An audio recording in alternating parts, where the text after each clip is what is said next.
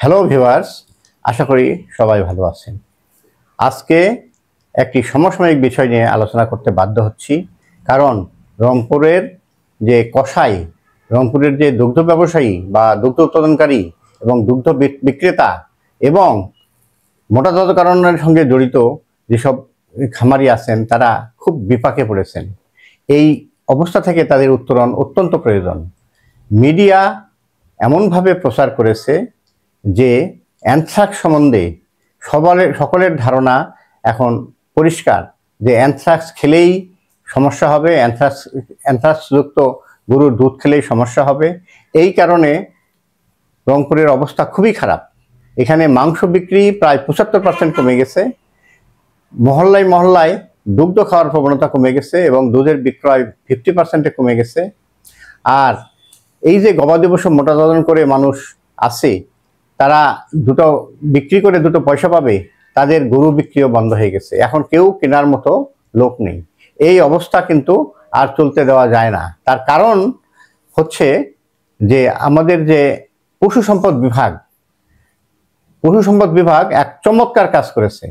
তারা রংপুর সদরের প্রতিটি ওয়ার্ডে, প্রতিটি এলাকায় এবং উপজেলা পর্যায়ে প্রতিটি ইউনিয়ন এবং প্রতিটি ওয়ার্ডে তারা স্বেচ্ছাসেবক বাহিনী, নিজেদের লোকবল এবং টিওলো ভিএস সবাই এমন উদ্যোগ নিয়েছে যে তারা ছুটির দিনকেও তারা ছুটি হিসেবে গণ্য করে নাই এবং তারা নিরলসভাবে সকাল থেকে রাত্রি পর্যন্ত ব্যাপকভাবে অ্যানথ্রাক্সের টিকা দিয়ে প্রায় 90% টিকাদান সম্পন্ন করে ফেলেছেন।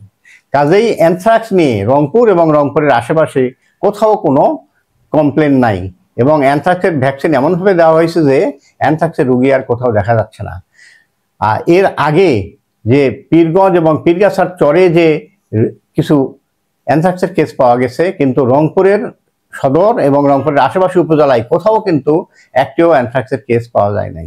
কিন্তু মানুষের মনে যে ভয় ঢুকে গিয়েছে, যার ফলে তারা মাংসও খাচ্ছে না, দুধও খাচ্ছে না।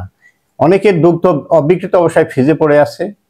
অনেক কসাইরা তারা খুব হাহাকার করতেছে এবং যারা এই গবাদি পশু বেচে দুটো পয়সা ইনকাম করবে, নতুন গরু কিনে আবার লালন পালন করবে, তারাও এক বিপাকে পড়েছে। কাজে এমন অবস্থা কিন্তু চলতে দেওয়া যাবে না। এই ব্যাপারে পদক্ষেপ নিতে হবে আমাদের এই মিডিয়াকেই এবং সচেতন ব্যক্তিদের। তবে রংপুরের পশু সম্পদ বিভাগকে এবং সকল এলাকার পশু সম্পদের সাথে জড়িত কর্মচারীদের আমাদের অবশ্যই তাদেরকে খুব উৎসাহ, উদ্দীপনা এবং তাদের খুব প্রশংসা করা প্রয়োজন। কারণ এত অল্প সময়ে এই যে অ্যানথ্রাক্সের টিকা তারা দিয়ে ফেলেছেন, আর এর পাশাপাশি তারা কিন্তু বাদলা, গলাফোলা এবং দামি যে ভ্যাকসিন লাম্পি রোগ, এটার ভ্যাকসিনও তারা শুরু করেছেন। তাদের যে কর্মকাণ্ড আর শেষ হচ্ছে না, এটা অবশ্যই চোখে দেখার মতো এবং তাদের অবশ্যই সকলের প্রশংসা করা উচিত। তো এই ব্যাপারে কিন্তু খুবই অগ্রগতি হয়েছে, যার ফলে পশু সম্পদের সাথে জড়িত, যারা পশু পালনের সাথে জড়িত, সবার মনেই কিন্তু আশার সঞ্চার হয়েছে যে তারা আবার নতুন করে উদ্যোগ নিয়ে পশু সম্পদে আগায় যেতে পারবে। আর এরই সঙ্গে সঙ্গে মিডিয়াকে একটা ব্যাপক ভূমিকা নিতে হবে, সচেতন ব্যক্তিদের একটা ভূমিকা নিতে হবে যে এখন আগের মতোই তারা যদি মাংস খায়, দুধ খায়, তাহলে কিন্তু অ্যানথ্রাক্স হবার আর কোনো সম্ভাবনা নেই। অ্যানথ্রাক্স থেকে রংপুর এখন মুক্ত।